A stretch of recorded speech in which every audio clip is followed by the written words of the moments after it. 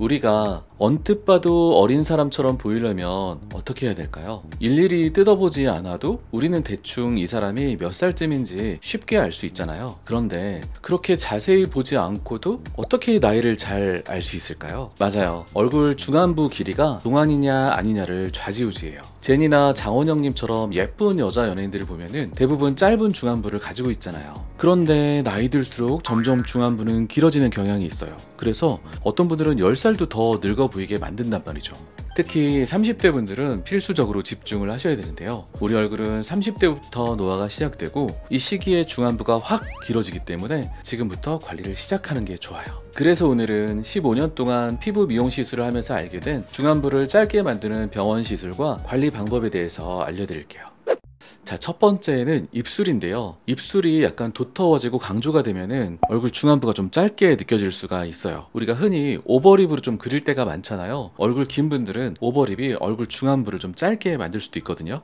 그러면은 입술 필러 같은 거 하면 되지 않나? 라고 생각할 수도 있잖아요. 자, 맞는 말이에요. 어울리기만 하면. 근데 어울리지 않는데도 입술 필러를 하면은 되게 인상이 세 보일 수 있거든요. 어울리는 경우는 얼굴이 길고 또 하얗고 또 눈이 약간 화려하지 않고 공격적이지 않은 얼굴들, 그런 얼굴들이 입술이 좀 두터워도 되거든요. 입술이 얇고 임팩트가 없으면 긴 얼굴인 경우 얼굴이 한 덩어리로 느껴질 수가 있어요. 예를 들면 약간 무늬가 없는 오이가 있다고 칠게요. 근데 그 오이에다가 가운데 임팩트 있게 입술을 한번 그려준다고 생각하면 긴 느낌이 조금 사라질 수가 있어요. 자, 그리고 두 번째는 눈 크기인데요. 눈이 크면 당연히 긴 얼굴이 커버되는 거는 맞는데 사실 눈이 커진다는 게 쉽지가 않잖아요. 타고나야 되는 것도 있고, 물론 쌍꺼풀 같은 것도 할 수 있겠지만 기본적으로 눈 크기가 더 중요하고 쌍꺼풀의 크기는 두 번째로 중요하다고 할 수 있어요. 그렇지만 우리가 쉽게 규정할 수 있는 것은 애교 필러거든요. 눈 밑 애교살이 좀 더 두터워지면 그거 전체도 우리가 눈으로 인식을 한단 말이죠. 그래서 애교살이 커지면 좋기는 해요. 근데 이렇게 생각하는 분들도 있어요. 뭐냐면 이 중안부가 기니까 애교를 크게 만들어서 중안부를 작게 만들어야 되겠다라는 컨셉으로 접근하는 분이 있거든요. 이게 애교가 얼마나 커져야 이 중안부가 작아질 거예요. 그거는 진짜 어렵고, 애교살이 강조가 되니까 중안부에서 시선을 빼앗아 간다 라고 생각하시는 게 좋아요. 그래서 먼저 애교 화장을 먼저 해주시고, 애교 화장으로 커버가 되면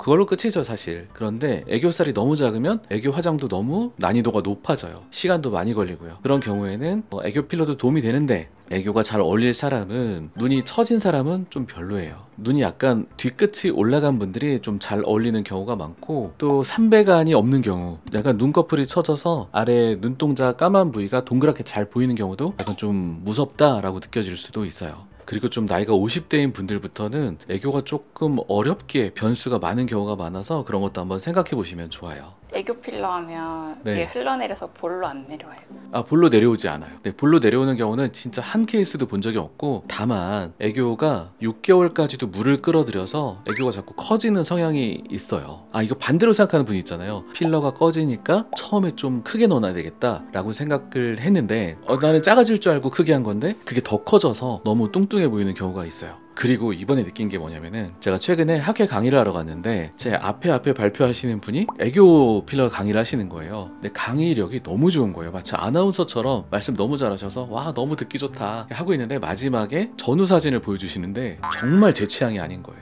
너무 큰 거예요 사실. 그래서 옆에 있는 분한테 이거 애교 너무 크지 않아요? 그랬더니 뭐가 크냐고. 크기도 하고 이분 눈이 처졌는데 처진 눈에 이 정도 애교 크기는 조금 어색하지 않아요? 나 괜찮은데. 두 가지, 입술이랑 애교는 사람마다 정말 이게 어색하냐 안 어색하냐의 차이가 굉장히 큰 것 같아요. 그런 것들 때문에 애교 필러 하면 다 커지고 내려오고 부어 보이고 어색하지 않냐 이런 말들이 좀 돌아다니는 이유가, 그 어색함에 대한 수용성이 굉장히 다르지 않냐 이런 생각이 들어요. 그럼 누가 봐도 어색하지 않는 게 중요한 거잖아요. 저는 그렇게 생각해요. 네, 자연스럽고 누가 봐도 어색하지 않은 거. 네. 그래서 사진 같은 거를 좀 잘 가지고 다니면서 병원에 보여주는 것도 중요한 것 같아요. 구글에서 애교 필러 검색하면 굉장히 샘플이 많잖아요. 그 중에서 내가 뭘 예쁘다고 생각하는지를 가져가서 원장님도 이게 예쁩니다 라고 그게 통했을 때, 그때 하는 게 저는 좋은 것 같아요. 자, 그리고 세 번째는 앞광대나 또는 앞볼 부위가 오목하면 얼굴이 좀 더 길어 보여요. 이거 똑같은 길이라도 가운데가 볼록해지면 좀 덜 길어 보이고, 가운데가 약간 오목하면 좀 더 길어 보이거든요.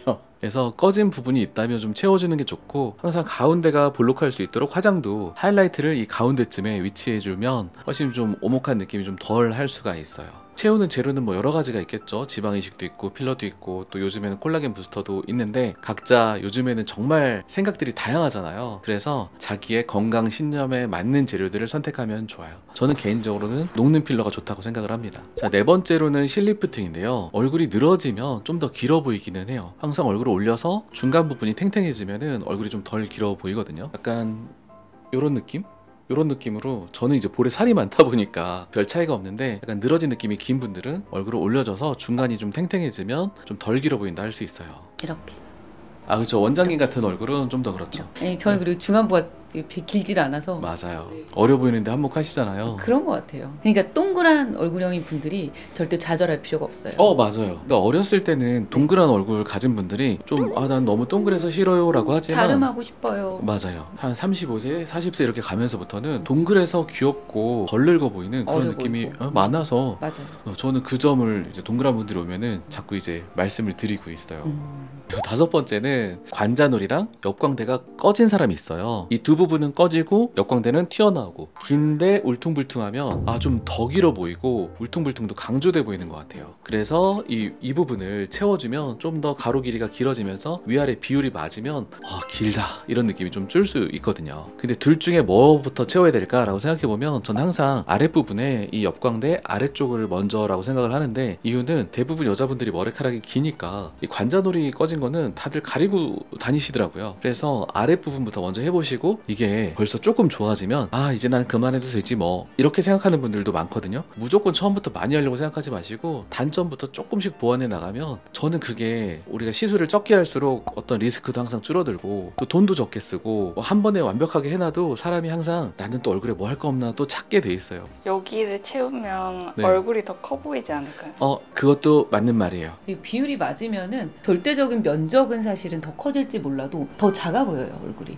맞아요. 비율이 맞는 게 사실은 더 중요하기는 해요. 자, 여섯 번째로는 코 수술을 하실 때 시작점을 좀 낮게 가져가는 거예요. 대부분의 일반적인 코 수술하면 코의 시작점이 높아지기 때문에 이 중안부가 더 길어 보일 수가 있거든요. 그런데 요즘에 수술하고 오시는 분들 보면은 코 시작점이 낮게 시작해서 앞으로 뻗어나가는 게, 그렇게 하신 분들이 있더라고요. 수술이 점점 발전하고 있는 것 같고, 그 얘기를 꼭 해주시면 얼굴이 긴 분들한테는 이제 보완이 될 수 있으니까 그렇게 해주시고, 우리가 코끝이 들려 보이면 들창코처럼 보인다라고 해서 싫어하시는, 그냥 선입견으로 싫어하시는 분도 많거든요. 근데 사실은 여자 코는 약간 100도에서 110도가 예쁘다고 해요. 그래서 조금 코가 낮을 때 들려 보이는 거는 밉지만, 코가 예쁘게 올라가면서 약간 들려 보이는 90도에서 약간 110도 사이는 괜찮거든요. 그래서 얼굴이 긴 분들은 코끝이 약간 그 각도를 만들어주면은 얼굴이 덜 길어 보일 수가 있어요. 제가 드리는 말씀을 잘 생각하고 계셨다가 코 수술할 때 같이 의사 선생님이랑 상의해 보시면 좋아요. 마지막으로 여담인데, 인중축 수술을 하면 인중이 좀 짧아지면서 이제 덜 길어 보이기도 하잖아요. 이 말은 진짜 일리가 있어요.